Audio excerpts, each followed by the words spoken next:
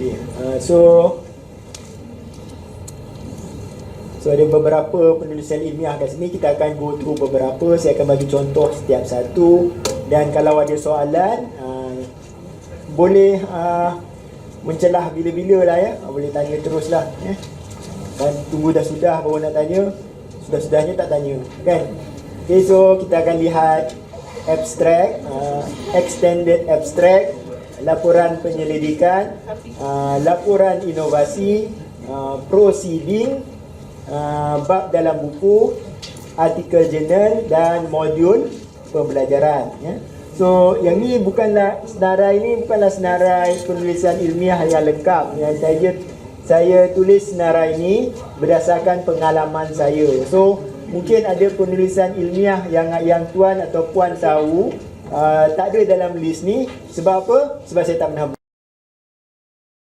Yang saya ada contoh, saya ada pengalaman sendiri melaluinya, saya letakkan dekat sini ya. Okay. So yang pertama sekali, abstract. Ini saya pinjam slide daripada pembentangan lain ya.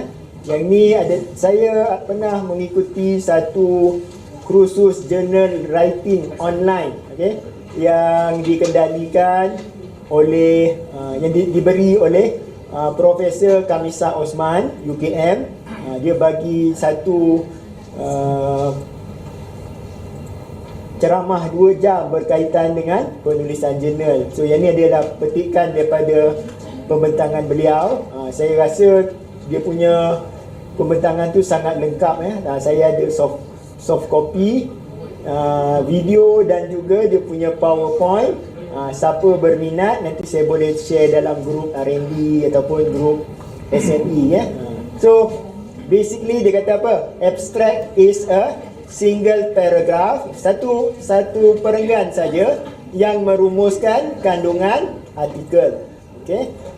So dia patut beritahu pada pembaca tu artikel kita tu pasal apa dan apa dia punya sumbangan. Ini adalah contoh ya. Benda yang patut ada dalam abstract. Okay.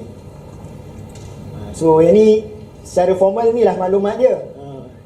Tapi secara praktikalnya selalunya kadang-kadang saya minta, kadang-kadang kita nak tahu berapa orang apa.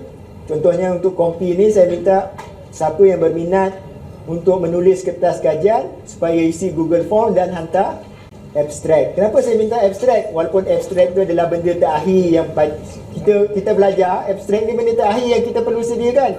Kenapa saya minta abstract awal-awal? Sebab saya nak tahu orang tu betul ke tidak ada paper.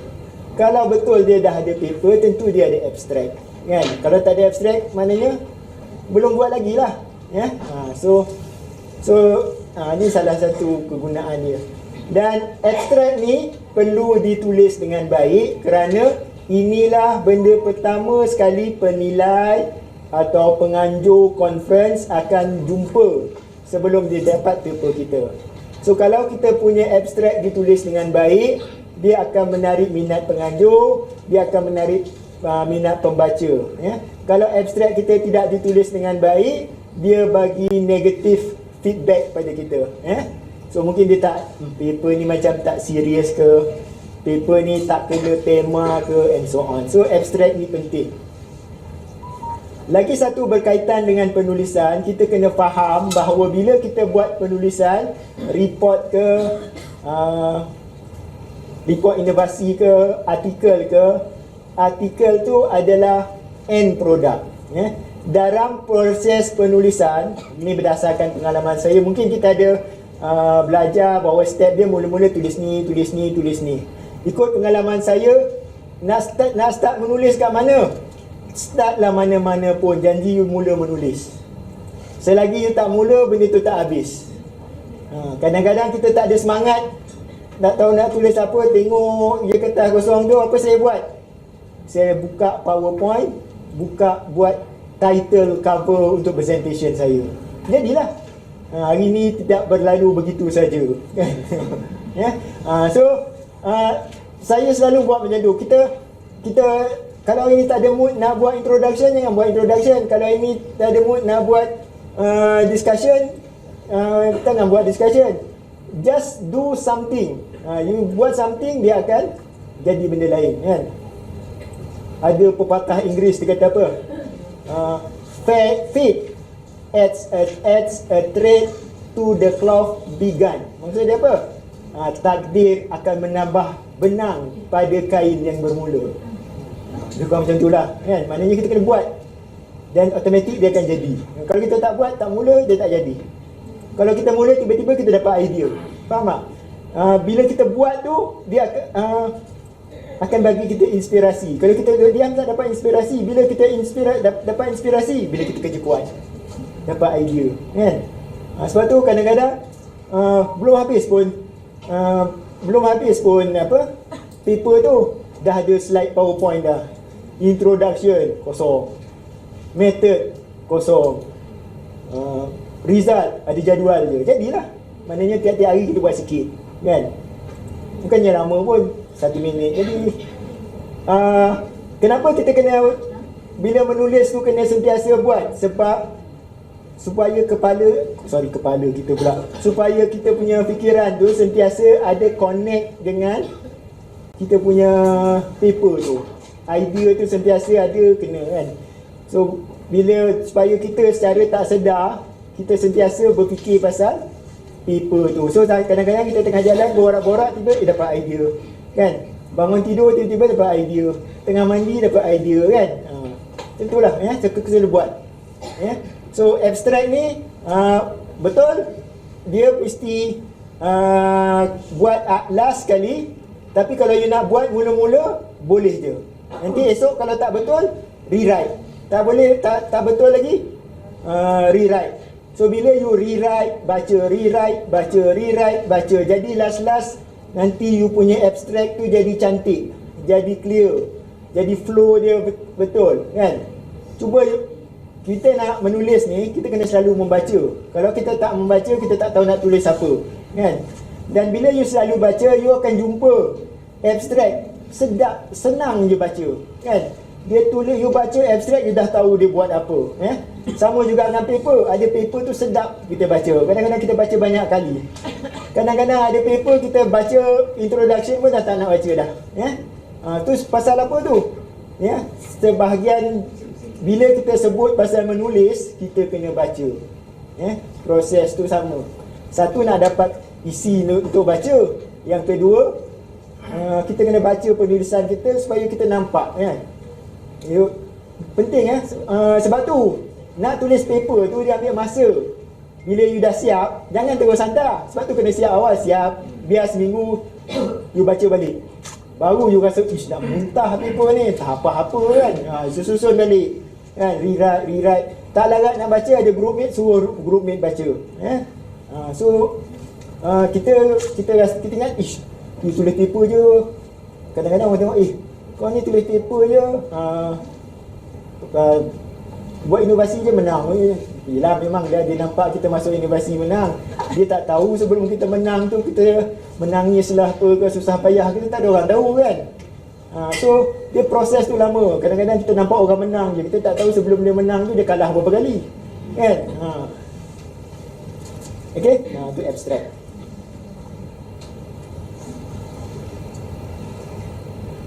Tak apalah, kita tengok slide lain. Nanti dah dapat idea, kita cerita balik. Okay, yang kedua kita nak cerita adalah extended abstract. Okay, so nampak nama ni mengelirukan. Extended abstract. Alah, abstract lah tu, kan? Bukan. Extended abstract ni bukan abstract. Extended abstract ni adalah full paper yang pendek. Mungkin sekarang zaman dah berubah, mungkin ada yang tak perasan. Tapi siapa yang buat master beberapa tahun dulu akan perasan bahawa bila kita tulis paper, mungkin 7-8 tahun dulu, satu full paper dia biasanya 15 muka surat, kan? First time saya tulis, dia kata maksimum 15 muka surat. So tulis. Saya tak ingat tahun bila, tiba-tiba maksimum jadi 10 pula. Orang dah tak nak membaca sangat kot, suka gambar, kan? suka tengok video, suka TikTok. Okey, so norma sekarang dia dah berubah, dia jadi 10 muka surat. Konti pun 10, semua 10. Tapi dulu, suatu masa dulu 15 muka surat. Tu tak termasuk lampiran, so dia dah jadi perubahan macam tu. Malah sekarang ada pertandingan antarabangsa, inovasi ke sebagainya, dia tak minta full paper, dia minta extended abstract. Extended abstract ni sebenarnya adalah full paper tapi 7 muka surat sahaja. So dia benarnya dia juga adalah full paper yang pendek. Ada sebab dia nak pendek, kadang-kadang dia nak muatkan dalam dia punya proceeding dan seterusnya. So extended abstract ni sama macam paper, semua ada dalam paper, dia ada, cuma kita ringkaskan. So bila kita buat penulisan akademik ni, kadang-kadang satu benda yang susah adalah bila kita dah ada paper panjang, kita nak pendekkan. So kalau you betul faham apa benda yang you buat, you boleh pendekkan. Dan kalau paper you panjang, you pendekkan, you ada kelebihannya apa? You akan tengok balik paper you betul-betul. Apa sebenarnya yang penting yang aku nak sampaikan ni, so you akan digest betul-betul, you dapat paper yang lebih pendek. Itu kemahiran yang betul, yang bagus. Sebab bila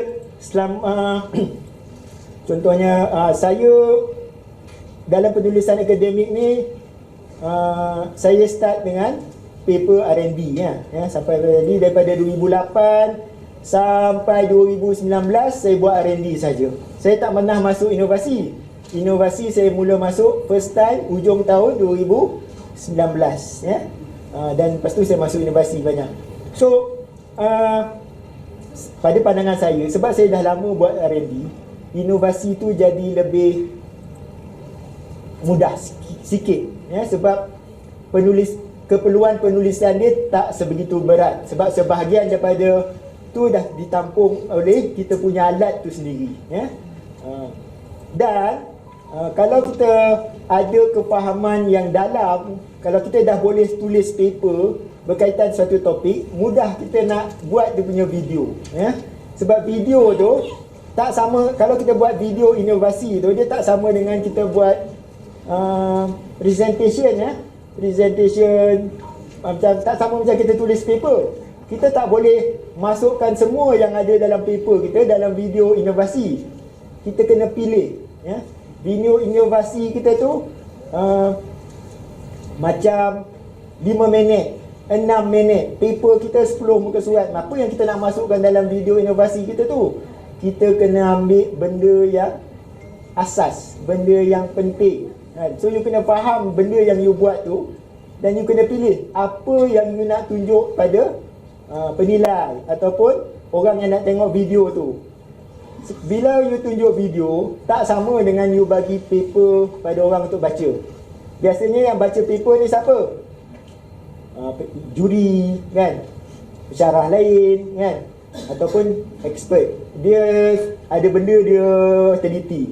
Bila you tunjuk video inovasi, kita tunjuk pada audience yang lebih luas, kan? So kita tak boleh tunjuk benda yang teknikal sangat, tak boleh tunjuk terlampau banyak. Kalau tak nanti dia punya apa nama benda tu, overload, kan? Banyak pula saya nak cakap. Okey, yang ni tadi kaitan dengan penulisan. Tapi ada satu teori yang sangat penting dalam pendidikan. Nama dia apa? Information Processing Model. Macam mana kita nak tahu pasal Information Processing Model? Kita semua hafal nombor telefon, betul tak? Nombor telefon kita ada berapa digit? 7 campur 3 berapa? 10 digit lebih kurang lah, 019 kan? Ikut teori ni, otak manusia ni macam otak komputer. Dia ada satu, di dalam komputer kita ada apa? Tak susah lah komputer, kita pakai telefon lah kan? Kita ada memori kan? Macam memori kita 64 gig kan? Lepas tu ada telefon memori dia 128 kan? Kalau banyak sangat gambar WhatsApp tu pun penuh. kan? Dan lagi satu jenis memory kita panggil RAM kan. Telefon ni ada 4 RAM, telefon ni ada 8 RAM kan. Yang RAM tu kita panggil working memory. Ni ruang untuk kita buat kerja. So otak manusia pun dia ada RAM. RAM tu lah working memory. So ikut saintis, kita punya working memory ni dia boleh simpan paling banyak, orang paling tinggi dia boleh tinggal, dia boleh simpan apa? 6 unit maklumat. Kalau nombor telefon ada berapa digit? Ada 10 digit. Boleh tak working memory kita terima kalau ada 10 maklumat? Kan?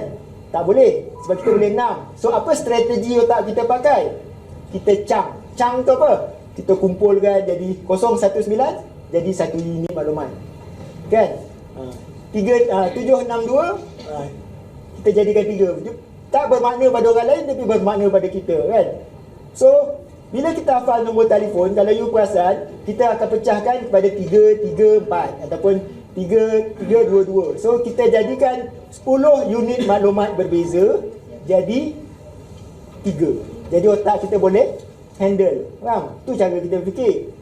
So apa gunanya dalam PNP? So dalam PNP tu, ini dah cerita. Dalam PNP tu bila kita terang benda pada pelajar, kita kena faham, jangan bagi terlampau banyak, dan kita guide dia untuk kumpulkan banyak benda tu jadi satu. Kita cerita pasal apa tadi ya? Okey. So bila kita present sebenarnya, kalau saya buat video kan, kalau saya buat video untuk inovasi, dalam satu slide tu saya tak letak banyak. Saya letak paling banyak 3 atau 4 benda saja yang paling penting. Sebab apa? Otak kita ni manusia, walaupun kita boleh ingat, saintis cakap boleh ingat sampai 6, biasa kita letak 3, separuh daripada jumlah tu. So kita bagi 3 point slide 1, 3 point slide 2 kan. So otak tu mudah terima kan. So untuk pertandingan inovasi, benda pertama sekali kita buat video, jangan bagi orang pening tengok video kita. Maknanya dia nampak, dia absorb. Dia nampak, dia absorb. Kalau terlampau banyak, kita pecahkan. Kalau benda tu tak berapa penting, jangan masukkan. Kan? Sebab tu video kita jadi mudah, jadi flow kan. Yang kedua, untuk manusia nak ingat, kalau dia tak ingat kali pertama, kita nak buat dia ingat lagi, kita kena ulang. Kan? Sebab tu lagi satu tip untuk buat video kita tu mudah diterima orang. Kalau kita ada konsep penting, kita jangan sebut sekali. Kita sebut 2 kali, kita sebut 3 kali. Mungkin kita sebut dekat tajuk, kita dah tunjuk benda tu. Dekat tengah tu kita sebut lagi sekali. And so on. So video kita tu daripada awal sampai akhir dia ulang benda yang sama tapi dalam bentuk berbeza. Faham? Sebab kita nak idea yang kita sampaikan dalam video tu masuk automatik dalam orang. Sebab bila kita tunjuk video 3 minit, 10 minit, dia tak ada masa nak fikir tau. Kalau mesej kita tak jelas, kita dah lepas peluang kita. Sebab tu untuk video ni, macam mana nak cakap, kadang-kadang video kita tak best lah sangat. Tak adalah canggih-canggih melompat-lompat, siap ada robot melompat keluar, tak ada kan. Tapi kita keluar satu terima. Kita jangan overload penerima kita. Apa kaitan dengan extended abstract? Saya pun dah pening lah. Okay? So apa kaitan dengan extended abstract? Tak apalah. Saya teringat saya masuk balik Okay, memang kita tengok extended extract ni. Saya pernah ada buat extended extract yang agak okey lah. Tunjuk.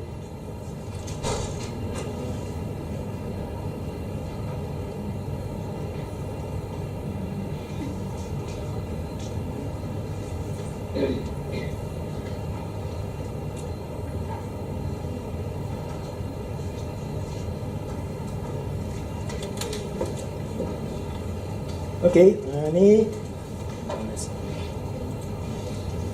okey, so ini extended abstract saya. Kan? Dia kurang macam ni lah rupa dia. Dia sikit je tapi pendek. Okay. Ni contoh extended abstract. Semua ada, conclusion, discussion, semua ada tapi pendek lah ya. So, alhamdulillah extended abstract ni dapat best extended abstract untuk conference tu.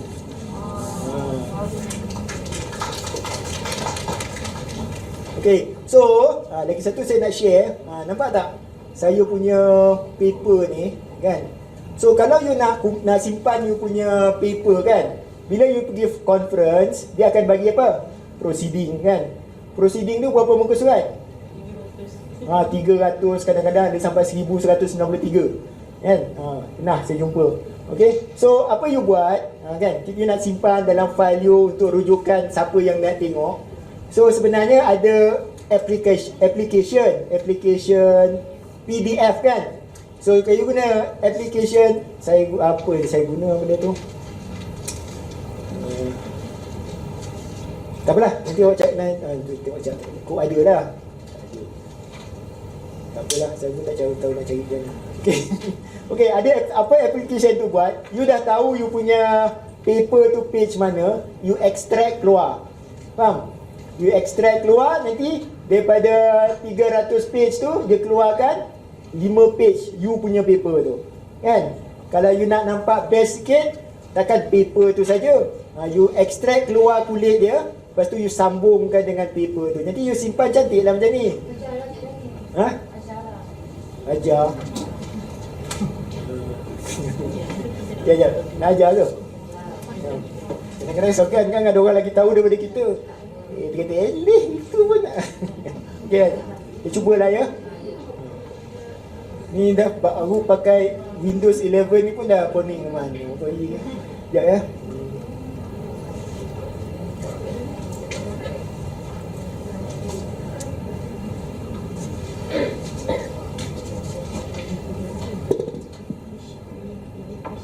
Ni dia. Sekejap.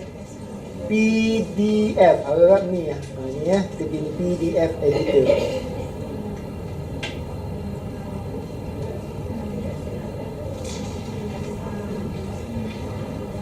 Ni ke? Macam mukanya. Jangan. Itulah suruh ajar kan dah lari kan. Sekejap. Sekali.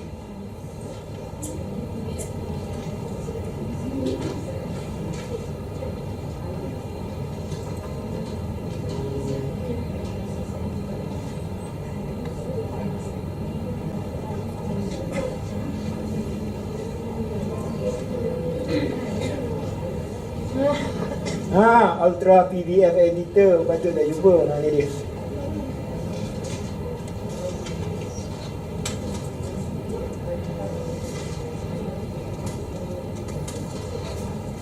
Okey, split kan. Contohnya kita pergi split. Carilah download Lepas tu kita cari mana-mana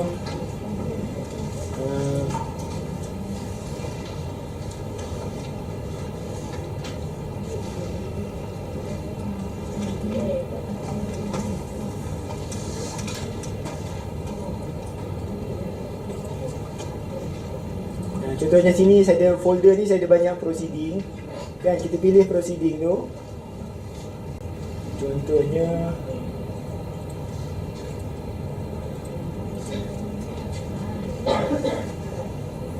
okay, so open.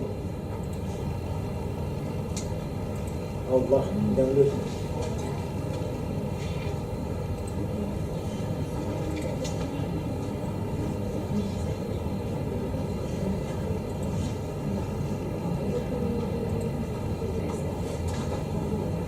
Dah ada. So, apa kita buat? Kita pakai app ni. You tentukan muka surat berapa paper you. Bukan muka surat yang dia tulis bawah tu. Daripada awal kan.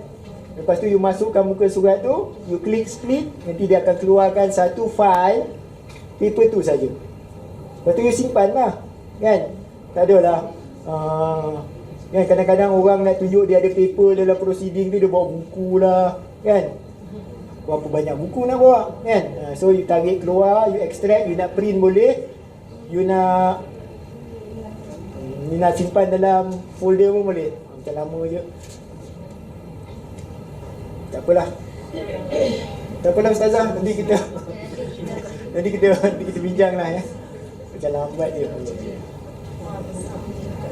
Boleh lah nanti petang ni boleh try ya. Petang nanti insya-Allah kita boleh buat sama-sama. Okey.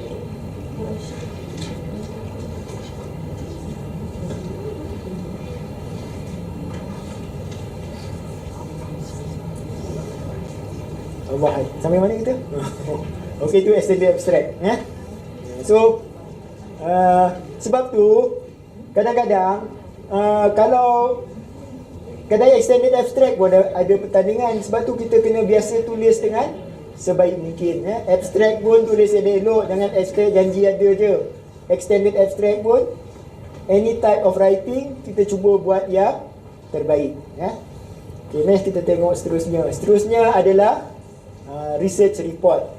Okay, so sebenarnya research report ni kadang-kadang bertindih dengan proceeding, bertindih dengan journal and so on. So biasanya, slideshow So research report ni biasa kita buat kajian, ada laporan kita lah. Ada laporan kajian tindakan dan ada laporan kajian asas. Ya, dekat sini untuk kajian asas dia punya biasanya kita pakai format IMRAD, Introduction, Methodology, Result and Discussion ya. Kadang-kadang ada orang discussion dia sekali dengan conclusion, kadang-kadang ada orang result dengan discussion dia sekalikan. Okey. So perkara penting adalah kalau kita nak menulis kepada conference ataupun kita nak tulis untuk jurnal, kita ikut dia punya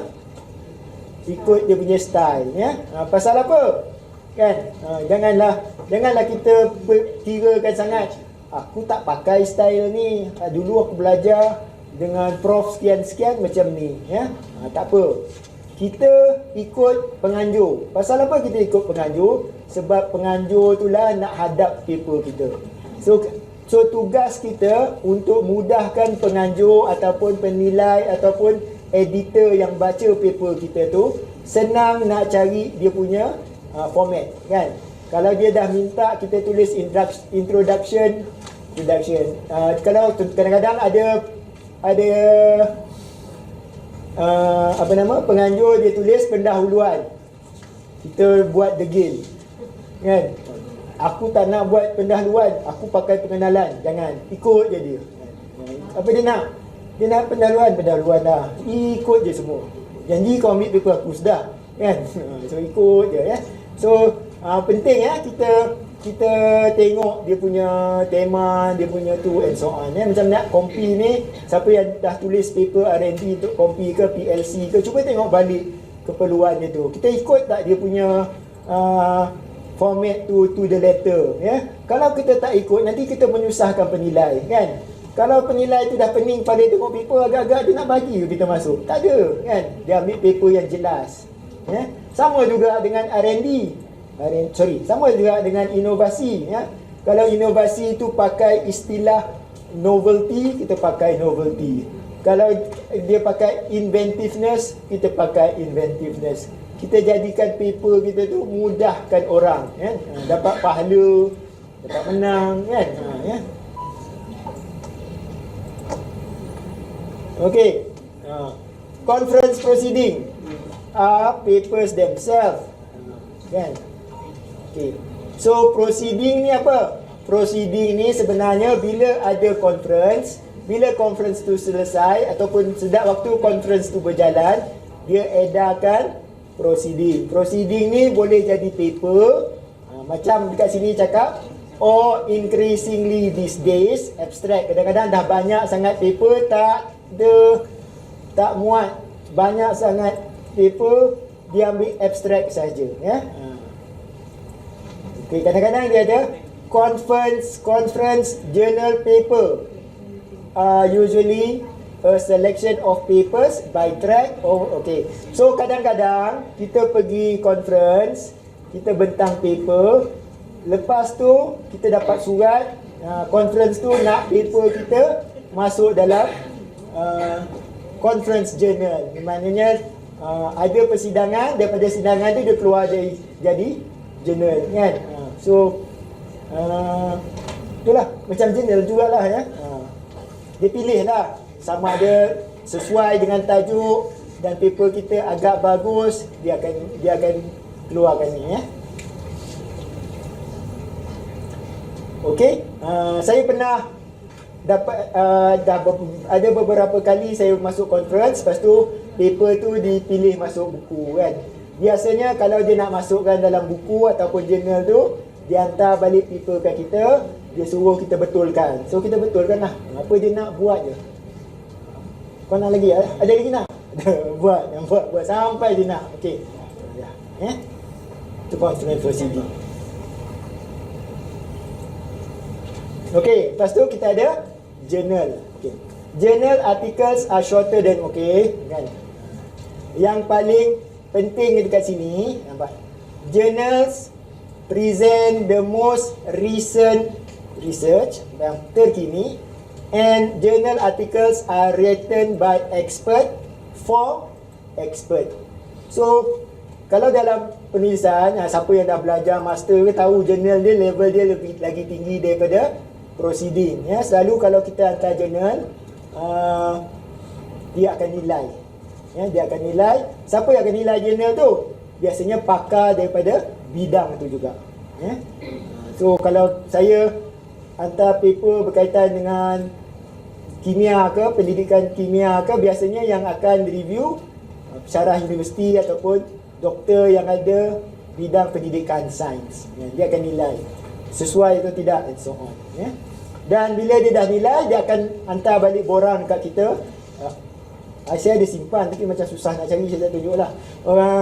Dia akan kata sama ada betulkan, diterima seadanya, major, lepas tu minor change dia bagi tahu, ataupun major change ya. Selalunya dia suruh minor change. Pernah tak saya dapat major change? Pernah. Ada sekali saya hantar artikel Jurnal Kurikulum Asia Pasifik Universiti Melaya, dia hantar balik dekat saya, dia kata terlampau banyak objektif, dia cadangkan kurangkan objektif, tulis semula. Saya paper tu saya pecahkan jadi satu, jadi dua kan. Yang satu tu saja hantar, yang lagi satu tu saya present lah tempat lain. Diterima ya. Format journal. Ada. Inilah format journal ni sebenarnya ya. Sekejap ya. Okey, lagi satu saya nak share pasal journal ni. Kadang-kadang selalu orang tanya, boleh tak kajian yang sama kita hantar berulang kali? Sebenarnya tak boleh kan. Tapi berdasarkan pengalaman, jurnal ni dia nak paper yang dah matang, yang mantap, penulisan dia bagus. Macam mana penulisan tu nak jadi bagus? Maknanya you dah pernah bentang dekat tempat lain ya. Sebab tu kita kena bentang. Bila kita bentang, kalau dalam conference yang baik, yang dengar paper kita tu orang yang pakar. So dia akan tanya kita, dia komen paper kita, dia kata yang ni tak sepatut buat macam ni, ini sepatut you buat macam ni kan. Kita jangan rasa dia nak tembak aku. Jangan, dia bukan nak tembak, dia nak bantu kita kan. Bila kita dah dapat feedback tu, kita tulis balik, kita ikut susunan yang you hantar dekat tempat lain. So proses pembentangan conference tu tujuan dia apa? Untuk tambah baik penulisan kita. Sebab tu kalau siapa buat master ataupun siapa buat PhD, dia punya supervisor akan suruh dia pergi conference banyak-banyak. Supaya apa? Supaya bila you banyak menulis, you boleh tengok you punya content tu daripada pelbagai sudut. Dan bila tengok pelbagai sudut, kadang-kadang kita naik orang lain pun tengok kita punya paper. So kadang-kadang paper saya dapat masuk jurnal, bukan saya tulis sekali terus masuk ya. Kadang-kadang saya bentang peringkat college, peringkat kebangsaan, tunggu lama sikit, dah betul-betul dah update, hantar, dia terima ya. So itulah sebenarnya. Cuma zaman sekarang tak macam zaman dulu lah. Zaman sekarang ada kebaikan dan ada keburukan. Zaman sekarang ni kebanyakannya online kan ya, kebanyakannya online. Bila terbaik online, yalah online kan, buka kamera, tutup kamera, ada soalan, tak ada soalan kan. Saya pernah masa 2010, 2011, 2012 pergi conference face to face kan. Banyak tempat saya pergi. Macam mana dia ada tanya, macam mana kau boleh pergi banyak sangat tempat ni? Dia cerita ni minta maaf dia melompat-lompat. Pada rakan-rakan saya yang masih muda kan, rasa panjang jauh, sambunglah belajar ya. Bila you sambung belajar, banyak peluang terbuka. Kalau betul-betul nak boleh menulis dengan baik, kena ambillah master ya. So nanti dia orang yang terbaik untuk guide you penulisan adalah pensyarah universiti atau pensyarah bidang pendidikan ya. So dia akan ajar semua benda pada you ya. Okey. Kita pasal apa tadi? Pergi conference kan? Conference dulu dengan conference sekarang. Okey, kalau kita pergi conference face to face tu kan. Contohnya ada conference dekat UKM, kita pergi UKM. Ada conference dekat dekat UPM kan. Dan tak adalah jauh sangat. Saya pernah pergi UPM, UKM, UTM.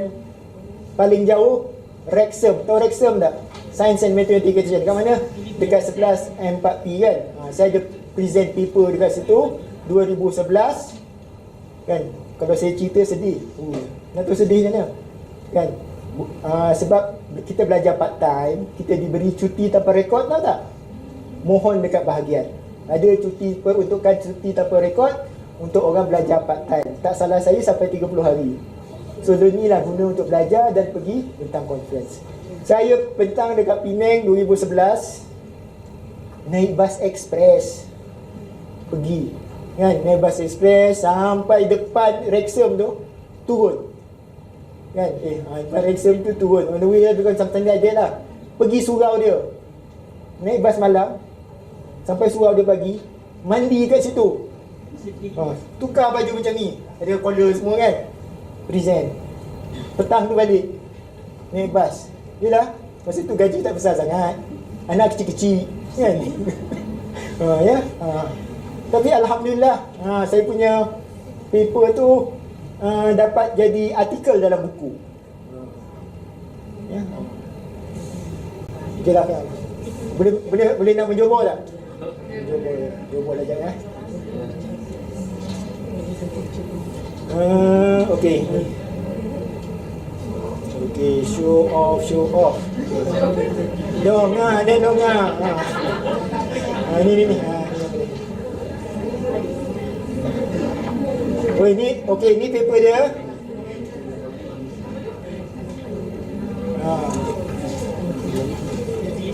Okey, lepas tu dia punya sijil dia, saya rasa dia cantik lah. Lepas tu kita tengok.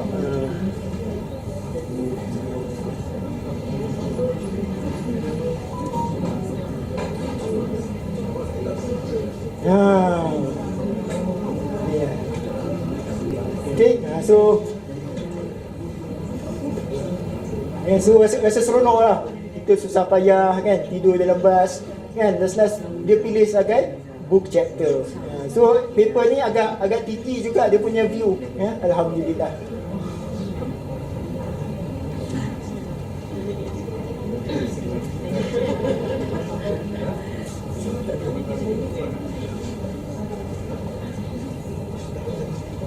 Okey, so yang ni adalah format untuk journal. Format untuk journal, slide ni macam saya cakap tadi, saya ambil pinjam dengan izin pinjam daripada presentation Profesor Kamisah Osman waktu dia bagi video conference lah, video webinar ya, tahun lepas ya. Saya ada full video, YouTube link semua ada. Kalau nak, saya boleh share nantilah ya. Ingatkan saya, takut lupa.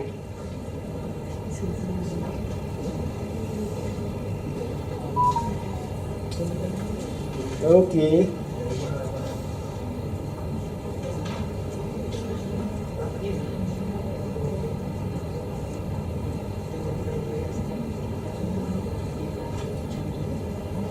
Okey, so bab dalam buku ni apa? Bab dalam buku ni dia sama juga macam conference journal, lebih kurang sama, ya. So apa yang berlaku adalah okey, apa yang berlaku adalah dah sampai ke mana ni? Ni. Okey, bab dalam buku ni contohnya kita ada conference, kita bentang paper kita. Kadang-kadang beberapa kertas kajian dalam conference tu dia pilih, dia masukkan dan dia jadikan dalam buku, ya. So sama juga lepas conference tu kadang-kadang kita dapat surat, dia minta kita rewrite ikut kehendak dia, lepas tu kita hantar balik, nanti dia publish, ya. So lagi satu tip, ini berdasarkan pengalaman pahit saya lah. Kalau you berurus hantar conference ke, hantar journal ke, pastikan you guna satu email lah, ya. Satu email, kena ada email yang you selalu tengok, ya. Pasal apa? Conference ni, journal ni, kadang kita tak tahu bila dia nak reply, kadang-kadang terlepas, ya. So you pilih satu email, you guna untuk benda-benda penulisan you saja. So kalau orang nak contact you berkaitan dengan journal ke apa ke, you guna email ni. Kalau tak, kadang-kadang saya rasa dah 2 kali dah jadi kat saya. Tapi dululah lama. Saya present conference, lepas tu orang hantar suruh kita tulis mula kan, kita tak jumpa email tu. Tarikh dia dah lepas, kan. Memanglah ni tak ada kaitan dengan R&D, ni kaitan dengan pengurusan diri kita sendirilah, ya. So last kali modul pembelajaran. Okey, modul pembelajaran yang saya pernah buat inilah.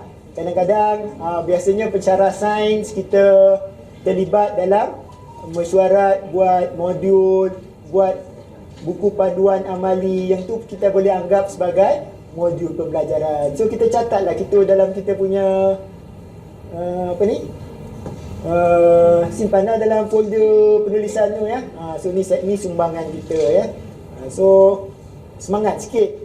Kalau kita nak pergi mesyuarat bengkel ke apa ke, tak adalah aku je pergi, orang lain sedap-sedap dia boleh kan, ya. Macam dah habis tu. Okay. Ada soalan tak? Saya bagi banyak masa untuk soalan lah sesi ni.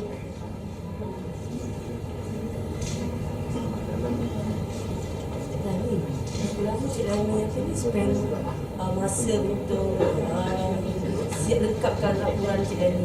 Oh, soalan dia, berapa lama Encik Dani spend time untuk buat satu laporan? Dia macam ni. First laporan, ya, laporan yang saya buat 2008 tu kan, ya, memang saya spend banyak masa. Saya tolong kan, ya. Kita tak boleh nak plan. Bolehlah kita plan, sebab tu kita elok ada deadline. Yang penting yang bila deadline tu siap, kan, paper kita siap jadilah, kan. Tapi masa susahlah saya nak cakap. First time saya buat paper memang ambil banyak masa, saya study sebab saya tak tahu apa-apa, kan. Tapi bila kita dah selalu buat, makin lama makin mudah, makin senang, kan. Kejap, dalam beg saya nak menjobor lagi ni, ada benda tadi.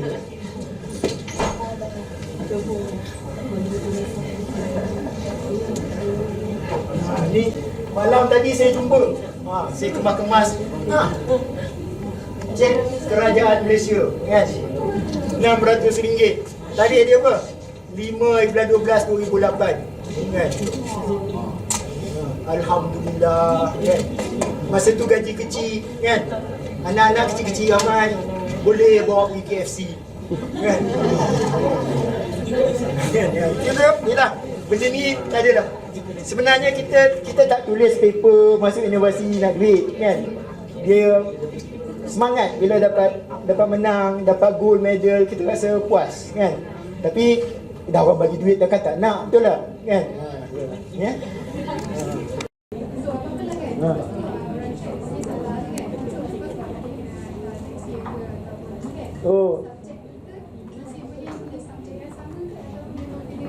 Oh, okey. Kalau journal contohnya macam ni, kita tulis paper, ya. Kita hantar paper, dia hantar pada editor tu baca.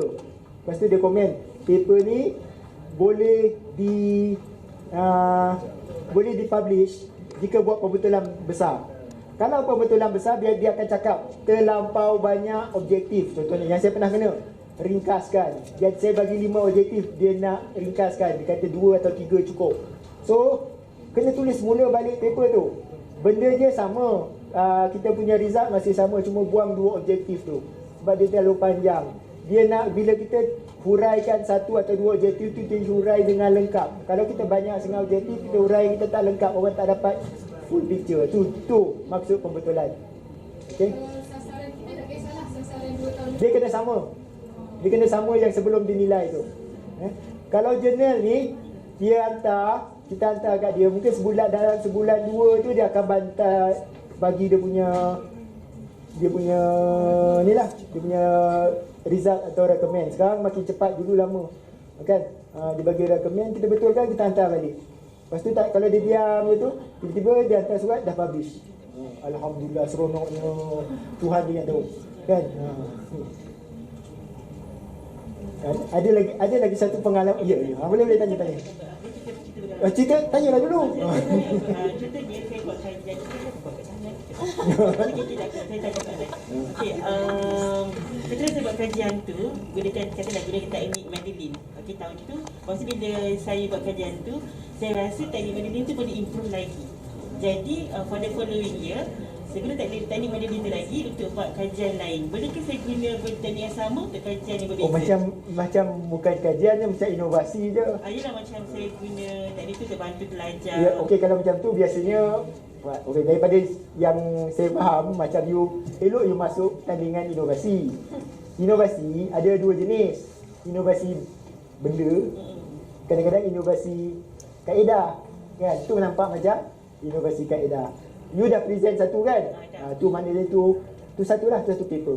Next day you tambah baik the same thing, you boleh bagi inovasi yang sama, penambahbaikan.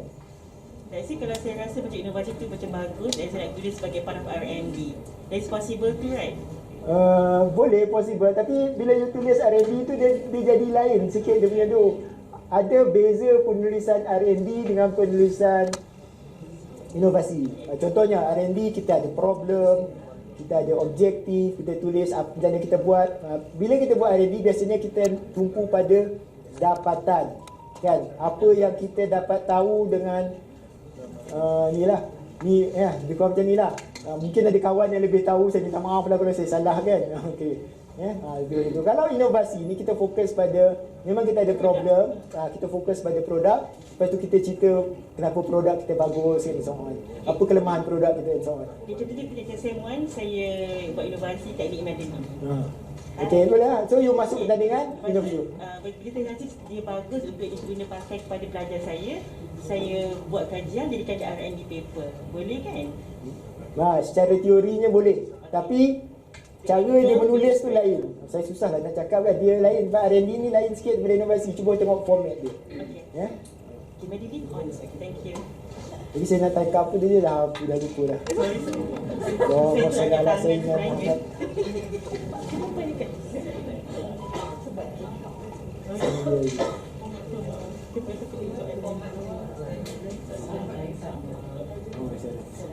Okey, mungkin penambahbaikan tu, okey, dia lain ya. Kalau kita hantar paper untuk jurnal, penambahbaikan adalah pada paper yang sama.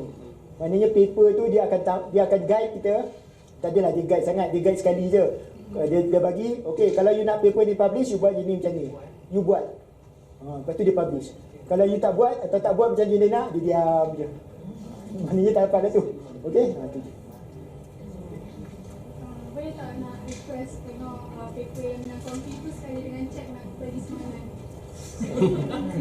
Paper yang menang kompi tu, tengok video boleh tak? Petang petang ni kita tengok.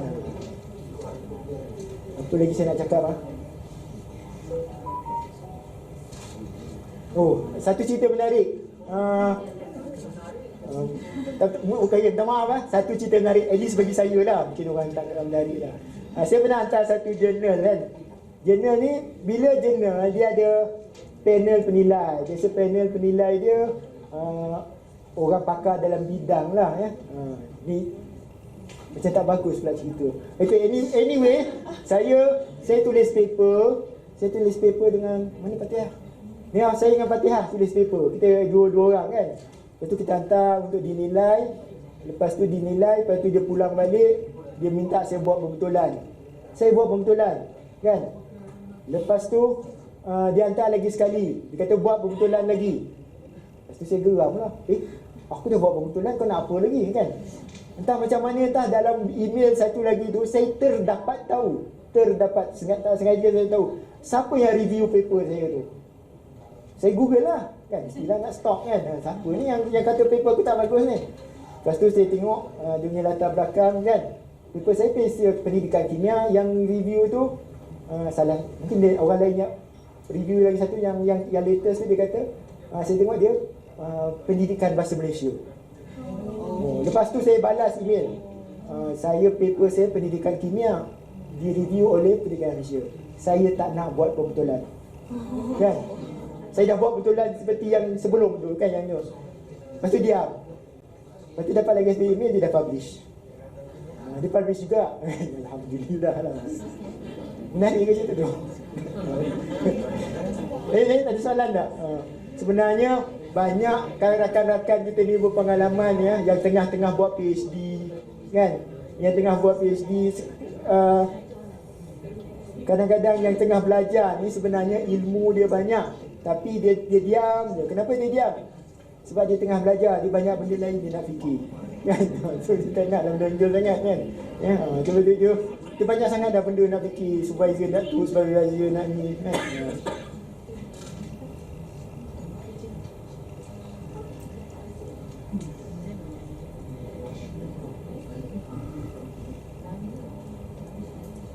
Sebuah minit ni.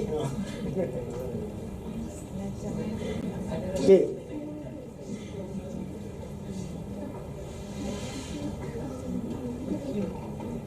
Okey, lagi satu. Kalau kau tak ada soalan, saya ada soalan, saya tanya balik diri saya. Bagi pihak you all lah. Okey, mungkin soalan ni Cik Dani, elok buat sorang-sorang ke elok buat ramai-ramai? Ada tak soalan macam tu? Ada. Okey. Dia dua-dua tu boleh ya. Boleh buat sorang-sorang, boleh buat ramai-ramai, dua-dua ada kelebihan ya. Ramai berapa ramai? Kalau R&D maksimum dia 5 ya. Yang satu R&D maksimum dia 5. KIK lain, PLC berapa? Ya, PLC 6, inovasi 5, inovasi 5 ya. Kalau inovasi saya prefer buat ramai. Pasal apa? Inovasi ni, kalau R&D penulisan tu yang paling penting. Kalau inovasi ni ada benda lain. Contohnya nak register MyIPO kan, nak buat video, nak kumpul data, nak tolong organize file. Kalau saya seorang organize file tak jadi kan. Jadi kita kena ada rakan-rakan kita.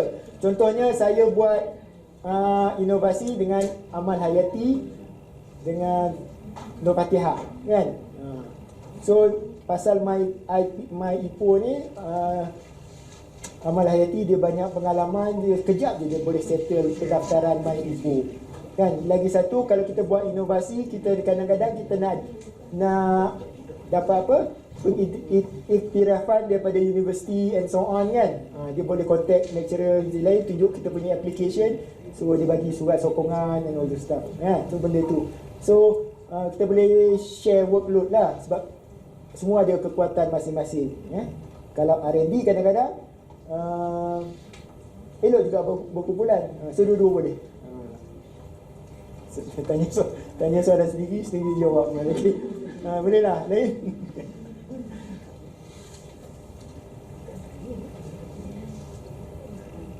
Sebenarnya saya tengah fikir apa soalan lagi saya nak tanya untuk korang ya. Tolonglah dengan saya, bagi saya tanya lagi sekali. Artikel jurnal tu dia ada had tak? Artikel jurnal dia had dia pergi dekat website jurnal kan. Dia akan dia akan tulis note to contributors. Dia akan bagi tahu berapa, semua dia bagi tahu. Ikut betul-betul apa dia nak ikut. Kalau boleh tanya dia balik, lagi nak apa? Kan. Okey, jurnal apa yang boleh sesuai untuk kita hantar Dan free dan murah. dan murah. Okey, bagus. Jurnal apa yang murah dan free? Okey. Kita bukan pensyarah universiti, ya. Pensyarah universiti lain. Dia kena dalam KPI dia untuk hantar pada jurnal-jurnal tertentu. Dan untuk kita hantar jurnal-jurnal level tertentu perlukan sumber keuangan. Kita tak ada sumber keuangan. So kita hantar yang free saja. Yang free, yang banyak free adalah jurnal Kementerian Pendidikan Malaysia. Saya tunjuk yang saya pernah hantar.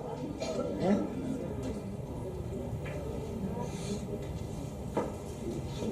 Okey.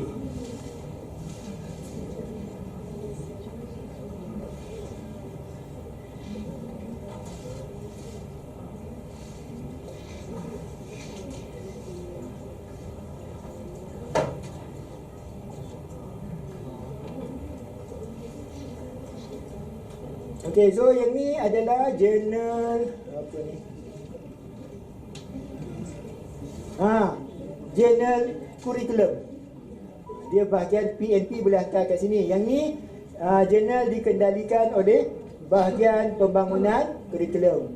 Dekat banyak bahagian apa, teknologi pendidikan pun setahu saya baru-baru ni dia ada keluarkan jurnal juga.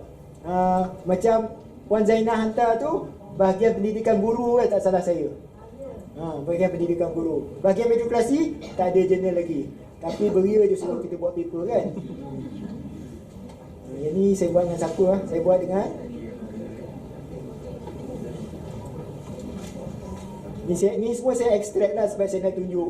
Mesti tak pandai lagi kan, letak semua kat depan tu macam awak nak tengok. Ni saya dengan Puan Nur Fatihah. Fatihah dia kan? Okey. Dia. Okey, yang ni journal free. So, you Google, tengok bila dia you submit lah. Ambil paper yang pernah bentang. Paper yang pernah bentang ni, tapi janganlah you pernah bentang supaya maknanya dia dah mantap sikit. Kena jurnal ni susah nak dapat. Dia paper tu dah tulis betul. Conference senang. You hantar mesti dapat bentang. Lagi satu ni. Okey, jurnal kurikulum Asia Pasifik. Yang ni alhamdulillah 2 kali saya dapat masuk jurnal ni. Yang ni waktu ni saya banyak bekerja sama dengan ni first ni Dr. Azrai, syarah metrik dekat Kelantan. Dia dulu sini juga. Saya ni. Jurnal kurikulum Asia Pasifik ni dia Universiti Melaya punya jurnal, ya. Okey. Ni free, ya. Lepas tu ni lagi satu, nama dia Jurnal Pendidikan Penyelidikan Pendidikan kan, Kepimpinan Pendidikan, tapi paper saya tak adalah ni sikit, ya, pandangan pelajar dan guru terhadap kesukaran. Ini pun sama. Ini saya, nama saya kat atas kan. Nama saya kat atas tu maknanya saya lah yang berianya, ya. Kan? Okey. Ya, saya fikir betul. Macam Encik Zul cakap, bukan untuk pemimpin pendidikan je. Mungkin saya dapat suka masuk dekat sini sebab walaupun tajuk saya bukan apa, Allah Akbar, Tuan Mahathir pula dah. Okay. Walaupun tajuk dia bukan tajuk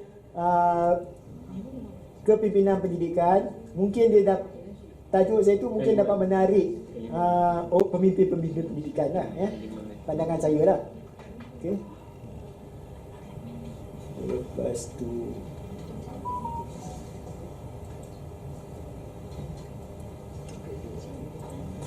yang paling kalau tanya saya paper mana yang paling saya bangga ni lah dia. Ni okey. Bukan. Ni tak dia. Ni yang ni Jurnal Dunia Pendidikan. Yang ni bentang conference, dia pilih, lepas tu kita hantar. Ada lagi satu.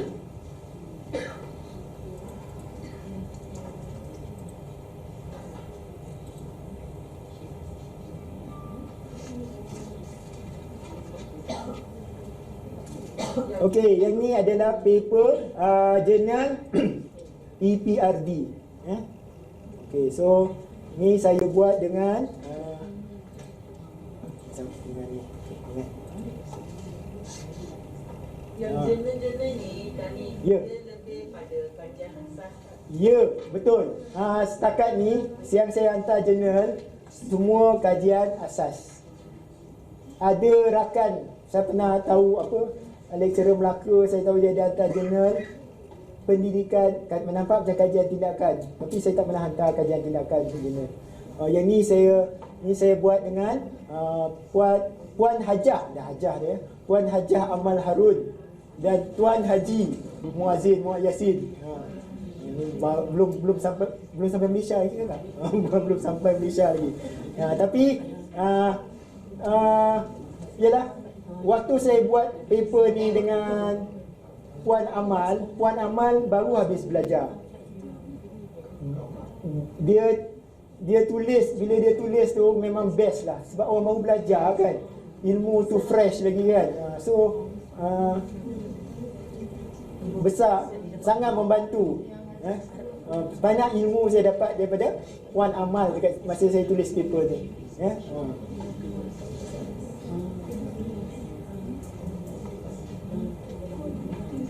Lagi satu, ya.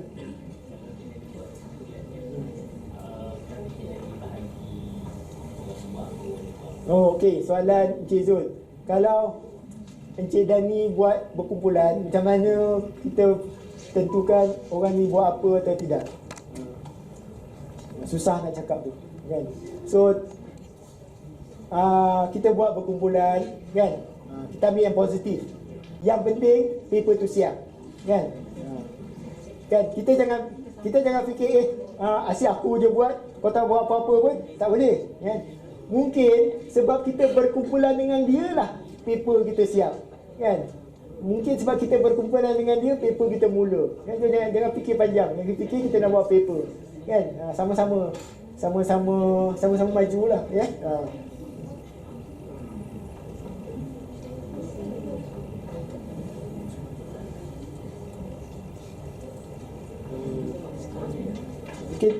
Mungkin petang ni saya tunjuk video sikit lah, presentation ke, harap-harap lah tak ada apa-apa.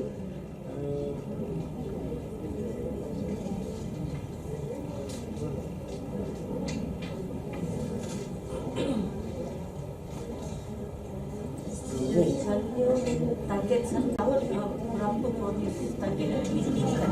Okey, target saya daripada dulu satu tahun satu paper cukup. Tapi kadang-kadang lebih lah, kan? Paper R&D itu dah tinggi dah, bagus lah tu.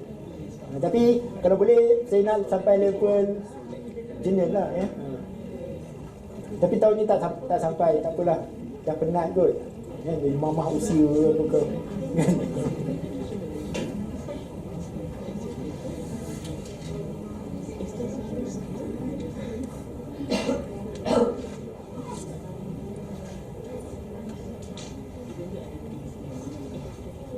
Apa ni? Buku panduan amali pun kita ambil.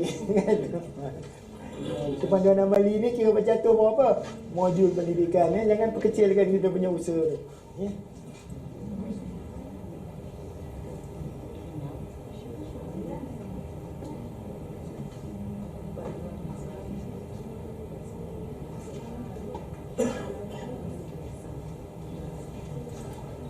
Okey, ni contohnya ni. Kadang-kadang kita buat inovasi, boleh ke publish? Tengok conference, ni satu contoh conference, ya. Kan? Dia bagi conference, dia minta kita hantar extended abstract, kita hantar ni, dia letak dalam buku, kira publication lah ni, walaupun kecil sikit, kan? Ya. So ni samalah, saya ambil gambar kulit buku, saya extract page tu saya sambung, saya simpan dalam file. So nanti nampak yalah.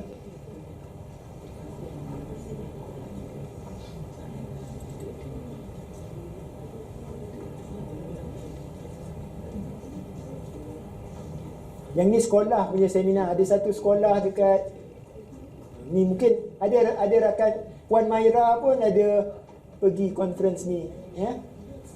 Puan Maira ada kan, dia ahli kan, dia peserta kan. So yang ni kita hantar, dia bagi proceeding, kita extract keluar, kita dapatlah satu paper kan. Simpan.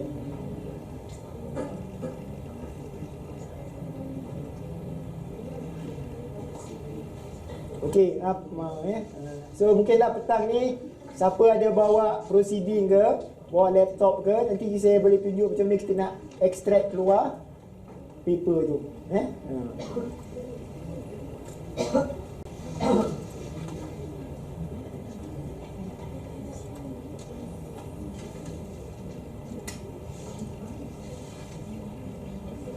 Dah, ada soalan lain tak?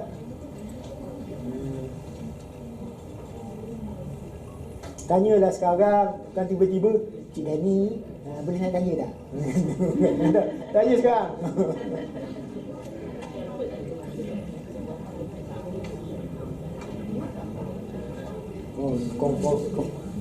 Format kompi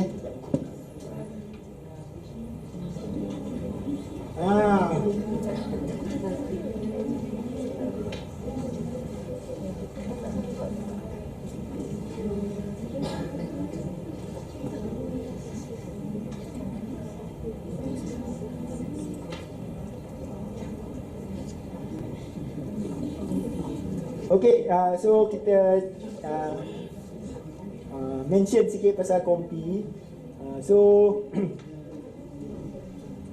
Untuk petang ni, siapa yang berhasrat join kompi, sama ada PLC, R&D ataupun inovasi, of course you dah ada write up kan. So apa kita buat petang ni, nanti kita tengok balik paper. Yang penting kita kena match paper kita dengan dia punya panduan je lah, ya.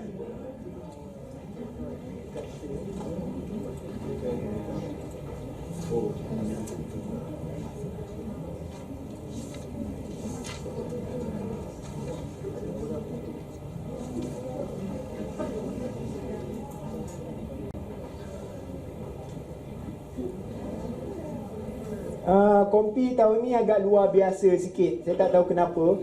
Mungkin sebab masa suntuk, ya. So kalau kita hantar untuk pernyataan college, dia minta sekali dengan video. Video kena siap sekali. Dah lah buat paper, dah lah buat video, kita hantar kat sana, belum tentu dipilih. Dia nak video dengan paper sekali, ya. So penjelasan yang diberikan adalah pihak penganjur dia nak paper bagus, video pun bagus. Dia tak nak paper bagus, bila hantar video dia tak best sangat kan. Tu alasan dia. So kita kalau pada yang berkaitan, so kena yelah video, ya. Dia dah bagi kandungan video, semua dah bagi. Okey. So mungkin petang ni bagi yang ada paper, kita go through paper kita balik. Kita check adakah kita telah mematuhi semua garis panduan ni, dan kita tengok balik macam mana nak memperbaiki tiap-tiap satu ni, ya.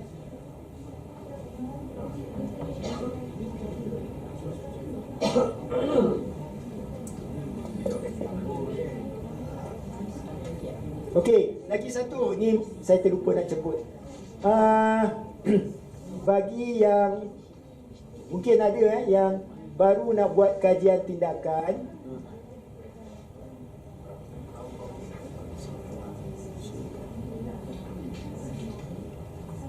okey, so yang saya selalu pakai lah, ya. Yang ni bukannya latest, yang ni lama ni, tahun 2008 ada buku manual kajian tindakan. Okey.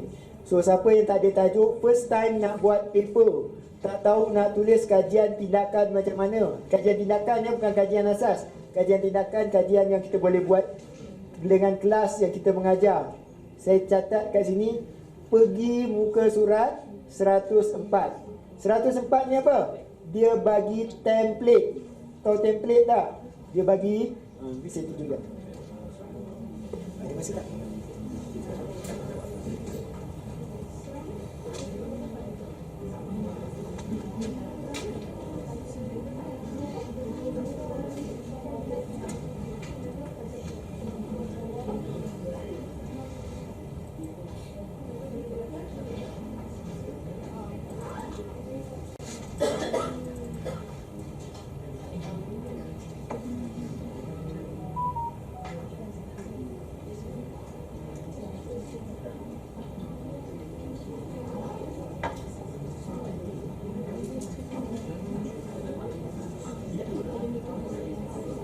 Okey, so ni nak jawab soalan macam mana paling senang nak buat kajian tindakan. Ini kalau tanya saya cadangkan tengok ni surat 104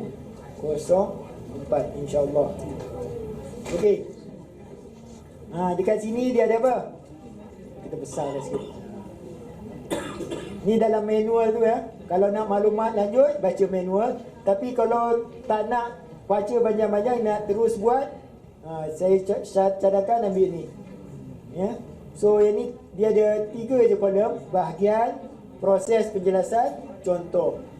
So kalau you nak start buat, takkan nama pun tak boleh isi kan. Last abstract. Okey, contohnya. Okey. Contoh. Nak buat refleksi, macam mana nak buat refleksi? Dia bagi panduan. Refleksi merupakan muhasabah diri untuk menilai kembali pelajaran yang lalu. Kan? Macam mana nak tulis? Tengok contoh. Jadi kita ubahlah. Ambil ni tulis. Tak payahlah ambil semua kan, tapi you sesuaikan. Dan contohnya, pertama saya ingin menyatakan perasaan yang begitu kesal dan tidak berpuas hati. Itu semua tak payah. Kan? Lepas tu you ubahlah. Tukarlah bahasa Inggeris kepada pendidikan Islam contohnya, kan? So dah, ya. So template ni bagus supaya you ambil ayat dia, you adjust supaya jadi you punya keadaan, ya. Saya rasa yang ni boleh membantu untuk orang yang buat first time. Kalau ada yalah benda-benda lain tu kena buat juga, tapi nak mulalah, nak start something, ya. Agak bagus kan, walaupun dia sekarang ni banyak cara tulis kajian tindakan, saya pun tak tahu kan, tapi yang ni contohnya lah, objektif kan. So kita tengok tukarlah, membantu pelajar, contohnya bermain badminton ke apa ke, boleh je kan. You ambil daripada sini kan, dia bukan yang terbaik, tapi nak mula boleh guna yang ni, ya. Tengok manual kajian dan tindakan muka surat 104 ya. Kita tengoklah, tiru sikit-sikit kan.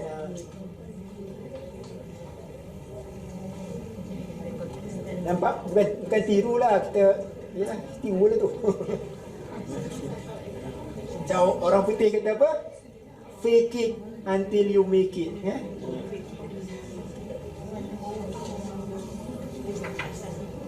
Okey. Tuan-tuan dan puan-puan sekalian, Cik Zul kata bolehlah tu. So bolehlah kita berhenti dan kita jumpa balik petang ni insya-Allah, ya. So harap bawa paper kita ataupun nanti kita ada bincang idea untuk mulakan kajian. Okey. Itu sahaja untuk sesi ni. Sekian, terima kasih.